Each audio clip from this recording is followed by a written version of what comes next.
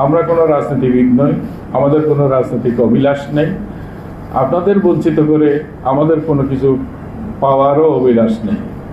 আপনাদের সন্তানের রক্তধারার ভিতরে বয়ে এই অন্তর্বর্তী সরকার আসছে। আমরা একটা সুষ্ঠু নির্বাচন করে দেব, তারপর আমরা চলে যাব। যারা নিহত হয়েছেন তাদের পরিবার এককালীন 30 লক্ষ টাকা পাবেন, 30 লক্ষ টাকা সঞ্চয়পত্রের আকারে পাবেন। যার 10 লক্ষ টাকা ইতিমধ্যেই পরিশোধ করা হয়েছে এবং এই মাস থেকে 20 লক্ষ টাকাও পরিশোধ করা শুরু হয়েছে।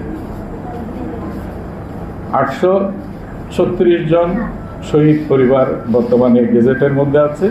তার মধ্যে 775 জনকে আমরা সম্পূর্ণটা 10 লক্ষ টাকার সঞ্চয়পত্র ইতিমধ্যেই পরিশোধ করা হয়ে গেছে। আর বাকি 72 জনের মতো যাদের অবশিষ্ট আছে তাদের পারিবারিক জটিলতা আছে। শ্বশুরের সাথে বউয়ের ঝগড়া, বউয়ের সাথে শ্বশুরের শাশুড়ির ঝগড়া, পারিবারিকভাবে দ্বন্দ্বের কারণে অনেক জায়গায় মামলা মোকদ্দমা হয়ে গেছে। তো এই সমস্ত বিষয় নিরসন করে আমরা দ্রুত তাদের হাতে পৌঁছাবো। এরপরে তারা প্রতি মাসে 20,000 টাকা করে শহীদ পরিবার ভাতা পাবে। আহতদের ব্যাপারে হয়েছে 13,800 আহত 3 শ্রেণীতে বিভক্ত করা আছে। যারা অতি গুরুতর আহত, যারা অন্যের সহযোগিতা দ্বারা চলতে পারবে না, তাদের এককালীন আমরা 5 লক্ষ টাকা করে অনুদান দিয়েছি। 20,000 টাকা করে প্রতি মাসে তারা ভাতা পাবে। এর পরবর্তী পর্যায়ে যারা বি শ্রেণীর আছে তারা 3 লক্ষ টাকা এককালীন সরকারের কাছ থেকে অনুদান পেয়েছে এবং 20,000 টাকা 15,000 টাকা করে ভাতা পাবে।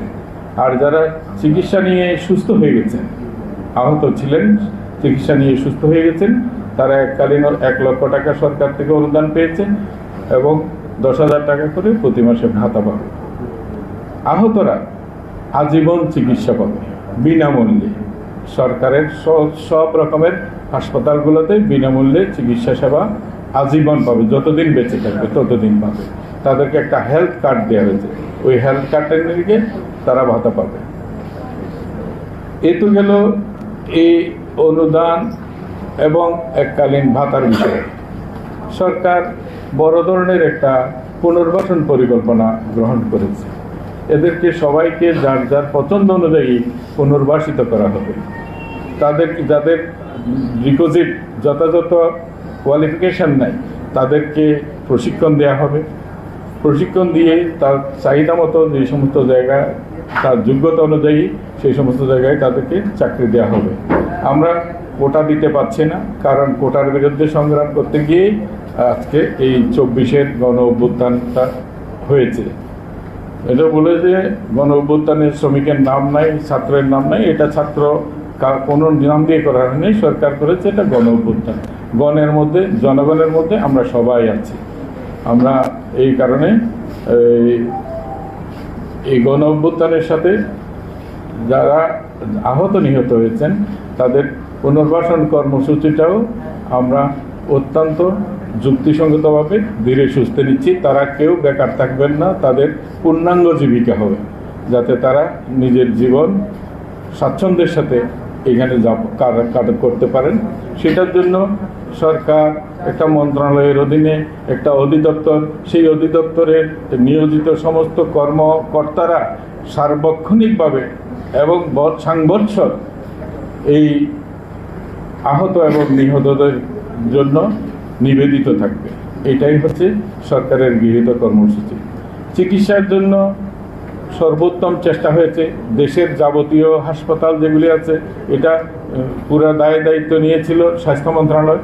স্বাস্থ্য মন্ত্রণালয় থেকে দেশের যত বিশেষায়িত হাসপাতাল আছে সব জায়গায় তাদের প্রয়োজনীয় চিকিৎসা যতটুকু দেওয়া সম্ভব হয়েছে দেওয়া হয়েছে। আর যাদের দেশের চিকিৎসায় পর্যাপ্ত মনে হয় নাই তাদেরকে বিদেশে পাঠানো হয়েছে। আমরা প্রায় 75 জনকে আমরা বিদেশে পাঠিয়েছি, সেটা থাইল্যান্ড, সিঙ্গাপুর, রাশিয়া এবং তুরস্ক। তারা এই সমস্ত জায়গাগুলোতে চিকিৎসা নিয়েছে। একজন এমনও আছেন আহত, একজনের জন্য 12 কোটি টাকা খরচ হয়েছে সরকারের চিকিৎসা সেবা দিতে গিয়ে। এটা টাকা কোনো বড় বিষয় নয়, কিন্তু মূলত তার চিকিৎসা সেবাটা হচ্ছে মুখ্য ব্যাপার। আমরা সর্বোত্তমভাবে চেষ্টা করেছি যাতে তিনি সুস্থ হতে পারেন। এখনও অনেকেই থাইল্যান্ডের চিকিৎসাধীন আছেন 34 জনের মতো, এবং তাদের পরিবারের একজনকে সাথে নিয়েই সেখানে চিকিৎসাতে। তো কারা এই সমস্ত চিকিৎসাতে যেতে পারবে, এই চিকিৎসা নিতে পারবে, সেটার জন্য বাংলাদেশের বিখ্যাত ডাক্তারদের, সরকারি ডাক্তারদের একটা মেডিকেল বোর্ড আছে। বোর্ড ডিসাইড করে যে কার চিকিৎসা বিদেশে প্রয়োজন, কার চিকিৎসা দেশে করা যাবে, কার এখন চিকিৎসা প্রয়োজন, অথবা কার কিছুদিন রিহ্যাবিলিটেশন দরকার, কী ধরনের রিহ্যাবিলিটেশন দরকার, সেগুলি তারা নির্ণয় করছে।